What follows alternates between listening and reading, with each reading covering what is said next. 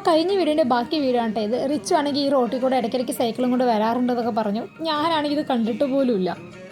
പിന്നെ അവിടെ എത്തിയപ്പം ആരും ഇല്ല റോട്ടിലൊന്നും. അപ്പോൾ എനിക്കൊരാഗ്രഹം അവൻ്റെ സൈക്കിളെടുത്ത് ചവിട്ടാന്ന്. പൊതുവേ ഞങ്ങൾ അമ്പലത്തിൽ പോകുമ്പോൾ ഞാൻ റിച്ചും കൂടി ഇപ്പോൾ സൈക്കിളിലൊക്കെയാണ് പോകുന്നത്. സൈക്കിളിൻ്റെ ഹാൻഡിൽ ഇട്ടിരുന്ന് എനിക്ക് എന്തെങ്കിലും തോന്നുന്നുണ്ടോ ഗൈസ്? ഇങ്ങനെയൊക്കെ ആക്കി വെച്ചു അവനതിനെ.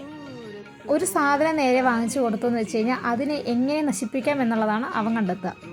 പിന്നെ ഇത് ഈ ഒരു ഫ്ലവർ കണ്ടോ ഗൈസ്? ഇതൊക്കെ നിങ്ങൾക്ക് ആർക്കെങ്കിലും ഓർമ്മയുണ്ടോ? നമ്മളിതിങ്ങനെ ആ വിസിലൊക്കെ ആയിട്ട് യൂസ് ചെയ്യില്ലേ, ആ ഒരു ഫ്ലവറാണ്. ഇതിൻ്റെ പേരൊക്കെ ഞാൻ മറന്നുപോയി. ഇതിനകത്ത് ആ സെൻറ്ററിലുള്ള ഭാഗത്തില്ലേ, അതിലിങ്ങനെ പോലൊരു സംഭവം ഉണ്ടാവും. എന്നിട്ട് അതിൻ്റെ ഗ്രീൻ കളർ കളഞ്ഞെന്ന് വെച്ച് കഴിഞ്ഞാൽ നമുക്ക് വിസിലായിട്ട് യൂസ് ചെയ്യാം. അപ്പോൾ ഞങ്ങളിതാ ഇവിടെ എത്തിയിട്ടുണ്ട് ഗൈസ്. സൂര്യനൊക്കെ അസ്തമിച്ച് തുടങ്ങി.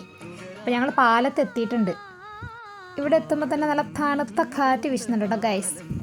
സോറി ഗൈസ്, പെട്ടെന്ന് നിവിൻ പോളിൻ്റെ ഡയലോഗ് ഞാൻ ഓർത്തുപോയി. അമ്പാടി റിച്ചു ആണെങ്കിൽ ഇവിടെ എത്തിയപ്പോൾ ഭയങ്കര ഹാപ്പി.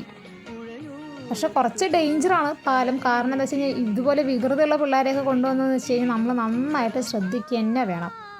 പിന്നെ അതുപോലെ ഈ ഒരു സംഭവം നിങ്ങൾക്ക് ഓർമ്മയുണ്ടോ ഗൈസ്? എൻ്റെ വീഡിയോയിൽ ആദ്യമായിട്ട് റീച്ചായ ഒരു വീഡിയോയിൽ ഞാൻ ഇതിനെക്കുറിച്ചായിരുന്നു പറഞ്ഞിട്ടുണ്ടായിരുന്നത്. ആ വീഡിയോ ആണ് എനിക്ക് കൂടുതൽ റീച്ച് തന്നിട്ടുള്ളൊരു വീഡിയോ. അപ്പോൾ ഇത് കണ്ടപ്പോൾ ഞാൻ ജസ്റ്റ് കാണിക്കാമെന്ന് വിചാരിച്ച് പൊട്ടിച്ചാണ് കേട്ടോ. അപ്പോൾ വീഡിയോ ഇത്രയുള്ളൂ. എല്ലാവർക്കും ഇഷ്ടപ്പെട്ടിട്ടുണ്ടെങ്കിൽ ലൈക്ക് ചെയ്യുക, ഷെയർ ചെയ്യുക, സബ്സ്ക്രൈബ് ചെയ്യുക. ബൈ.